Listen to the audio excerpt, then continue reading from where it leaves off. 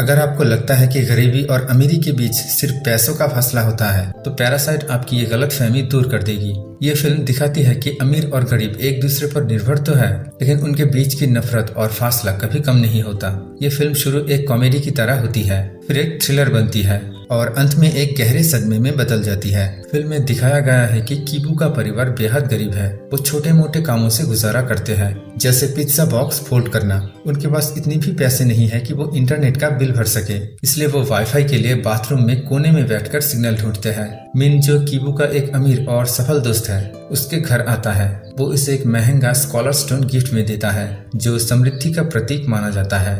मिन विदेश पढ़ने जाने वाला है, इसलिए उसे अपनी जगह किसी भरोसेमंद व्यक्ति की तलाश है जो उसकी अमीर छात्रा दाहे को अंग्रेजी पढ़ा सके। वो ये काम कीबू को सौंप देता है।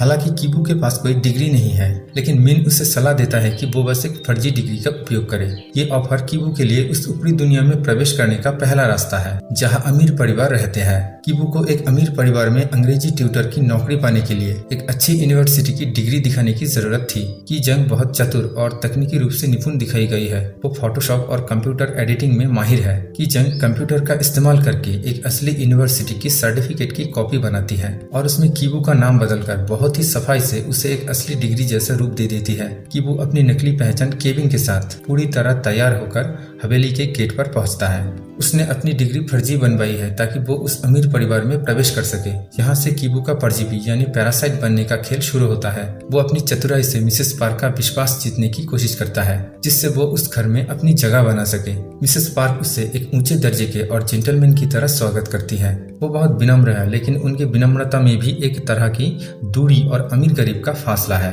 कीबू बहुत ही चालाकी से दाहे के साथ एक इमोशनल रिश्ता बनाने की कोशिश करता है। वो जानता है कि अगर वो घर के किसी सदस्य का विश्वास जीत ले तो उसका प्रभाव बढ़ जाएगा। वो उसे एक ऐसे शिक्षक के रूप में पेश करता है जो न केवल उसे पढ़ाता है बल्कि उसकी भावनाओं को भी समझता है।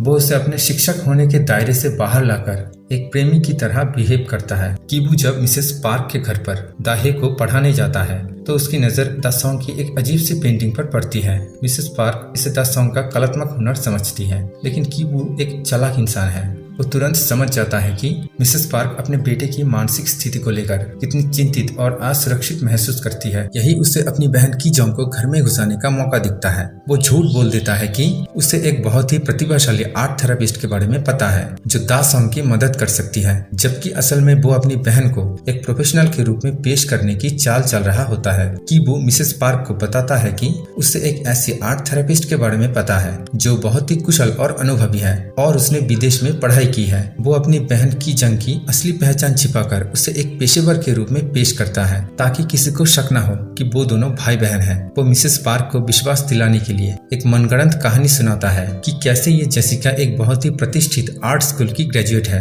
इसका मुख्य उद्देश्य पूरे परिवार को धीरे धीरे पार्क परिवार की नौकरी में घुसाना था ताकि वो सब मिलकर उनके पैसे का लाभ उठा सके। की जंग वहाँ जेसिका बनकर जाती है, जो कि एक हाई एजुकेटेड और एक्सपीरियंस्ड आर्ट थेरेपिस्ट है। वो अपने गरीब अतीत को पूरी तरह छिपा लेती है। वो मिसेस पार्क के साथ बहुत ही सलीके से बात करती है। वो बहुत कम बोलती है और अपनी बातों में एक ऐसा कॉन्फिडेंस दिखाती है जो पार्क परिवार को प्रभावित करता है। उसका लहजा ऐसा है जैसे वो किसी बहुत नामी संस्थान से आई हो। किम परिवार का लक्ष्य मिस्टर पार्क के मौजूदा ड्राइवर को हटाकर वहाँ अपने पिता को नौकरी दिलवाना है। की जंग जानबूझकर मिस्टर पार्क की कार में अपनी इनरवियर छोड़ देती है। इसके अलावा वो कार में गंदगी भी फैला देती है ताकि ऐसा लगे कि ड्राइवर ने कार का इस्तेमाल किसी के साथ शारीरिक संबंध बनाने के लिए किया है। जब मिस्टर पार्क को कार में वो सामान मिलता है तो उन्हें लगता है कि उनका ड्राइवर काम के दौरान बहुत ही अनप्रोफेशनल बिहेव कर रहा है। मिस्टर पार्क, जो अपनी प्रतिष्ठा को लेकर बहुत ही संवेदनशील है, बिना किसी छानबीन के उस ड्राइवर को तुरंत नौकरी से निकाल देते हैं। पार्क परिवार अब नया ड्राइवर ढूंढ रहा था। की जंग जानती थी कि मिसेस पार्क को भरोसेमंद लोगों की जरूरत है। की जंग बड़ी चतुराई से मिसेस पार्क को बताती है कि उसका एक कजिन, जो असल में उसके पिता है, एक बहुत ही अनुभवी और भरोसेमंद ड्राइवर है। वो मिसेस पार्क के सामने अपने पिता की खूब तारीफ करती है। जब उनका पिता कीताई इंटरव्यू के लिए आता है तो वो एक बहुत ही शांत और प्रोफेशनल ड्राइवर का दिखावा करता है। मिस्टर पार्क उसके कॉन्फिडेंस से इम्प्रेस होकर उसे नौकरी पर रख लेते हैं। उसके बाद किम परिवार को पता चलता है कि उस घर की हाउसकीपर मुन गोंग को पीछे से बहुत गंभीर एलर्जी है। मुन गोंग जब भी पीचेस खाती है तो उसे खांसी आने लगती है। की जंग अपनी चालाकी से मुन गोंग के कपड़ों पर पीचेस का डस्ट छिड़क देती है। जब मुन गोंग को खांसी होती है और उसका चेहरा चेहरा लाल हो जाता है। तो की जंग की पापा बड़ी चतुराई से मिसेस पार्क के सामने ये नाटक करती है कि मुनगोंग को ट्यूबरकुलोसिस यानी टीबी जैसी कोई गंभीर बीमारी है। मिसेस पार्क बहुत ही भोली और साफ सफाई को लेकर काफी चिंतित रहने वाली महिला है। जब उन्हें ये शक होता है कि हाउसकीपर को टीबी है तो वो डर जाती है और अपनी सेहत और अपने परिवार की सुरक्षा के लिए मुनगोंग को तुरंत नौकरी से निकाल देती है। मुनगोंग के जाने के बाद की जंग की पापा एक फर्जी प्रोफेशनल हाउसकीपिंग सर्विस का कार्ड मिस्टर पार्क को थमा देता है। मिसेस पार्क उस सर्विस को कॉल करती है और सिफारिश के आधार पर चुंग सुक को नई हाउसकीपर के रूप में रख लेती है। इस घटना के साथ ही किम परिवार का इन्फिल्ट्रेशन यानी घुसपैठ पूरा हो जाता है। अब वो 4 सदस्य बेटा, बेटी, पिता और अंत में माँ पार्क परिवार के अलग अलग नौकरों के रूप में उनके आलीशान घर के भीतर मौजूद है। वो एक ऐसा जाल बुन चुके हैं जहाँ पार्क परिवार को ये भनक तक नहीं है कि उनके घर में काम करने वाले सभी लोग वास्तव में एक ही गरीब परिवार के सदस्य हैं। जब मिस्टर और मिसेस पार्क अपने बेटे द सॉन्ग के जन्मदिन के लिए बाहर कैंपिंग पर जाने का फैसला करते हैं तो वो अपनी आलीशान हवेली को पूरी तरह से किम परिवार के भरोसे छोड़ जाते हैं। जैसे ही पार्क परिवार घर से निकलता है किम परिवार का कॉन्फिडेंस बढ़ जाता है। वो मालिक बन जाते हैं और हवेली का उपयोग वैसे करने लगते हैं जैसे वो उनकी अपनी हो। वो पार्क परिवार के संसाधनों जैसे खाने पीने, शराब और हवेली का आनंद लेते हैं। तभी घर की घंटी बजती है। ये पुरानी हाउसकीपर मुनगोंग है। वो बारिश में भीगी हुई है और बहुत घबराई हुई है। वो दावा करती है कि उसने जल्दबाजी में घर छोड़ते समय कुछ बहुत महत्वपूर्ण सामान बेसमेंट में छोड़ दिया है। उसका ये झूठ किम परिवार को एक बड़ी मुसीबत में डाल देता है क्योंकि ये सच नहीं है। वास्तव में वो बेसमेंट में छिपे हुए अपने पति ग्युनसे के पास जाने के लिए वापस आई है जो वहाँ सालों से रह रहे हैं। मुनगोंग घर के नीचे बने एक गुप्त बंकर का खुलासा करती है। ये एक ऐसी जगह है जिसके बारे में मालिक तक नहीं जानते थे। ये उस घर का सबसे गहरा राज है जहाँ मुनगोंग का पति पिछले कई सालों से छिप कर रह रहा था। मुनगोंग अपने पति ग्युनसे को कर्ज से बचाने के लिए उस तहखाने में छुपा कर रखती है। जब किम परिवार को ये पता चलता है तो वो चौंक जाते हैं। मुनगोंग के पास किम परिवार के फर्जी होने के सबूत यानी वीडियो और तस्वीरें हैं। वो उन्हें ब्लैकमेल करने की कोशिश करती है ताकि वो अपने पति को वहाँ रहने देने की इजाजत पा सके। स्थिति हाथ से निकल जाती है। किम परिवार भेजकर चुंग सुक मुनगोंग से फोन छीनने और उसे चुप कराने की कोशिश करते हैं। इस खींचातानी में मुनगोंग गंभीर रूप से घायल हो जाती है और वो मुनगोंग और उसके पति को उसी सीक्रेट बंकर में वापस ढकेल देते हैं और दरवाजा बंद कर देते हैं जिससे वो लोग वहां फंस जाते हैं। पार्क परिवार का कैंपिंग ट्रिप भारी बारिश के कारण अचानक रद्द हो जाता है और वो घर वापस आने का फैसला करते हैं। जब किम परिवार को पता चलता है कि पार्क परिवार बस कुछ ही मिनटों में घर पहुंचने वाला है तो घर में अफरा तफरी मच जाती है। किम परिवार उस समय पार्क के आलीशान घर में मालिकों की तरह आराम कर रहा था और उन्होंने घर को पूरी तरह से अस्त व्यस्त कर रखा था। वो बहुत कम समय में पूरे घर को साफ करने की कोशिश करते हैं। उन्हें खाने पीने का सामान छुपाना होता है, घर की गंदगी साफ करनी होती है और खुद को एक पेशेवर स्टाफ के रूप में दिखाना होता है। किम परिवार के सदस्य घर के विभिन्न कोने में सोफे के नीचे और टेबल के नीचे छिप जाते हैं ताकि पार्क परिवार को उनके वहां होने का शक ना हो। किम परिवार को वहां से निकलने का मौका मिल जाता है। वहां से निकल के जैसे ही वो पहाड़ियों से नीचे अपने मोहल्ले की ओर भागते हैं वो देखते हैं कि मूसलाधार बारिश ने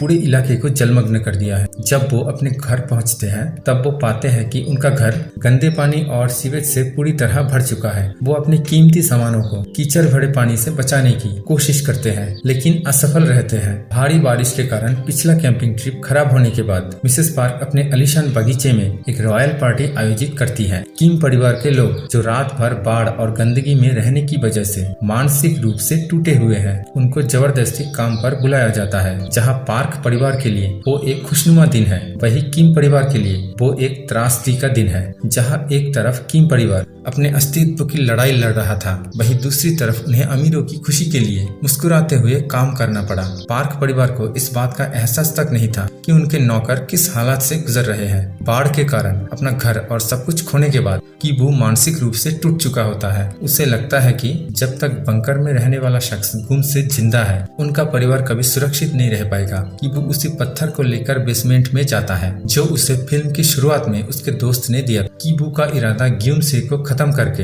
हमेशा के लिए इस राज को दफन करना था। कीबू दबे पाव उस बेसमेंट की ओर बढ़ता है। उसे लगता है कि वो ग्युनसे पर हमला कर देगा लेकिन घबराहट के कारण उसके हाथ से पत्थर छूट जाता जाता है और सीढ़ियों पर गिर जाता है। ग्यून से, जो अपनी पत्नी की मौत से पागल हो चुका था, अंधेरे में घात लगाए बैठा था। जैसे ही कीबू पत्थर उठाने के लिए झुकता है, ग्यून से उस पर झपट्टा मारता है। ग्यून से कीबू पर हावी हो जाता है। वो कीबू के गले में फंदा डालकर उसे मारने की कोशिश करता है, लेकिन कीबू किसी तरह बचकर भागने की कोशिश करता है। भागते समय कीबू फिर से गिर जाता है। ग्यून से वही भारी पत्थर उठाता है और कीबू के सर पर जोर से वार करता है। एक बार नहीं बल्कि 2 बार। कीबू पूरी तरह लथपथ होकर बेहोश हो जाता है। ग्यून से को लगता है कि उसने उसे मार दिया है और वो खून से सना पत्थर वही छोड़ गार्डन पार्टी में तबाही मचाने के लिए ऊपर निकल जाता है। इतने समय तक बेसमेंट में कैद रहने के बाद और अपनी पत्नी की मौत से वो पूरी तरह मानसिक संतुलन खो चुका है। वो सीधा बगीचे में चल रही की जंग के पास पहुंचता है। उसके हाथ में एक रसोई का चाकू है।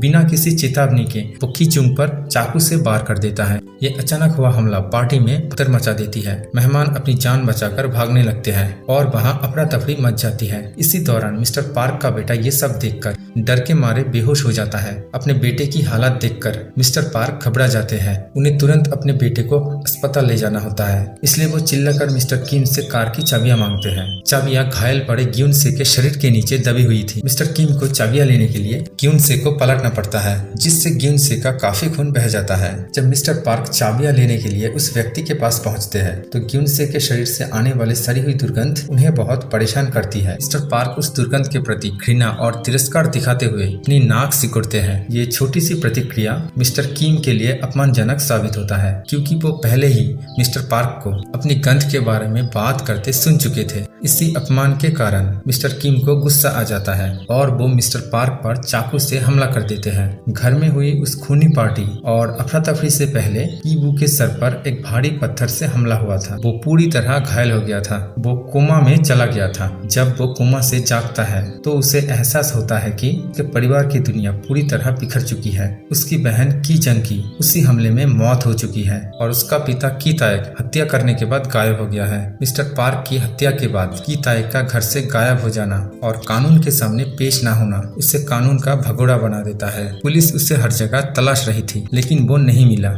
फिल्म के अंत में पता चलता है कि वो भागा नहीं था, बल्कि वो उसी आलीशान घर के नीचे सीक्रेट बंकर में छिपकर रह रहा था। वो वहां से बाहर नहीं निकल सकता था, क्योंकि उसे डर था कि पकड़े जाने पर उसे कड़ी सजा मिलेगी। फिल्म के इस बिंदु पर कीबू का शारीरिक और मानसिक रूप से टूट जाना दिखाया गया है। वो अभी भी अपनी गरीबी और परिवार के विनाश के बोझ तले दबा हुआ है। ये उसे एक ऐसी स्थिति में छोड़ देता है जहाँ वो अपने पिता को बचाने के लिए काल्पनिक योजनाएं तो बनाता है, लेकिन वास्तव में वो सेमी बेसमेंट में रहने के लिए मजबूर है। फिल्म में पहले दिखाया गया था कि बंकर में रहने वाला व्यक्ति घर की लाइटों के जरिए ऊपर की दुनिया से संपर्क करने की कोशिश करता था। अब की ताइक भी उसी तरीके का इस्तेमाल कर रहे हैं ताकि वो अपने बेटे कीबू को ये बता सके कि वो कहाँ है। कीबू समझ पाता है कि वो लाइटें एक संदेश दे रही है। वो उन फ्लैश को डिकोड करता है और उसे अपने पिता का मैसेज मिल जाता है। कीबू अपने पिता का संदेश पढ़कर एक सपना बुनता है कि वो खूब पैसा कमाएगा, उस घर को खरीद लेगा